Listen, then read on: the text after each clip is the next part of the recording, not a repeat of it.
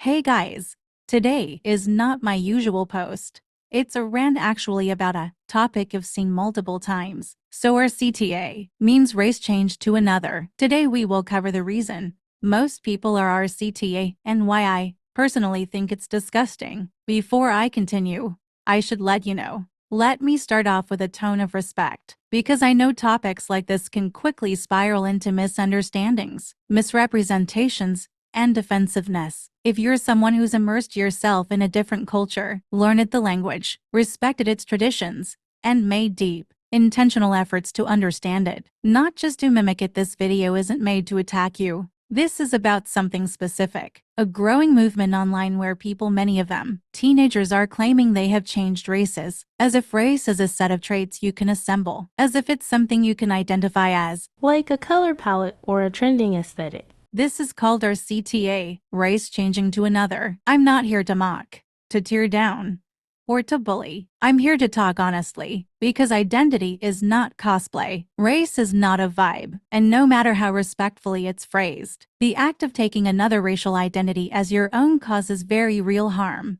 So, what even is our CTA on the surface? It might seem like a new trend or subculture. People, mostly young individuals, claim they've always felt connected to another race. Some say it's spiritual, others say it's psychological. Some claim it's part of their self-discovery. They'll say things like, I identify as East Asian, or I'm transracial. They may begin using another language, altering their physical appearance, consuming only media from that culture, or even undergoing cosmetic changes to appear more like the race they claim. But let's be honest with ourselves. This is not the same as cultural appreciation. This isn't learning Korean because you admire the language. This is racial identity as a persona. It's pretending to be part of a struggle, a legacy, and a culture that is not yours. Race is not a playlist or a Pinterest board. You don't get to become a race because you like the way it looks or feels. You don't get to adopt centuries of culture, pain, pride, and complexity as if it were a choice. Because for the people actually born into that identity, it never was. It's easy to say, they're just kids or they're just exploring. But when that exploration crosses into colonization, yes, I said it, it becomes harmful. Our CTA is not harmless curiosity. It's a distortion of racial identity into something consumable, temporary, and safe. And here's the thing, being a person of color in this world isn't safe. We face racism. We're stereotyped. We carry generational trauma. We've had our cultures demonized, mocked, or erased. And now, some people want to step into our identity without carrying any of that weight. You want the food, the fashion, the language, but not the prejudice. You want the beauty standards, the romanticized history, the anime aesthetics, but not the war crimes, the colonization, or the racial slurs that come with it. You don't get to cherry-pick a racial identity, like it's a theme for your TikTok account. It's not a comfort zone. It's not a sandbox. It's someone else's lived reality. Let's take a breath, because I understand the confusion. It's good to be curious. It's beautiful to love other cultures. Learning Japanese doesn't make you an appropriator.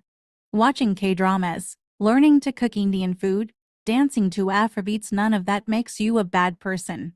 What matters is intent, context, and respect. Appreciation says, I want to understand you and support your culture. Appropriation says, I want to look like you and claim your identity as mine. You can wear a kimono because you learned the meaning behind it and were invited to do so.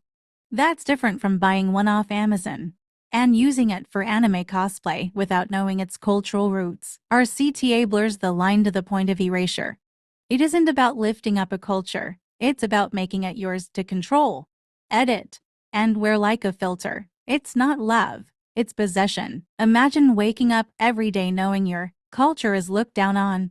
You've been made fun of for your eyes, your hair, your name, and then one day, someone who never lived through that starts calling themselves your race, using your language like it's a toy, copying your features through makeup, wearing your heritage like it's a fashion trend. That's what it feels like when our CTA shows up in our space. It feels like mockery.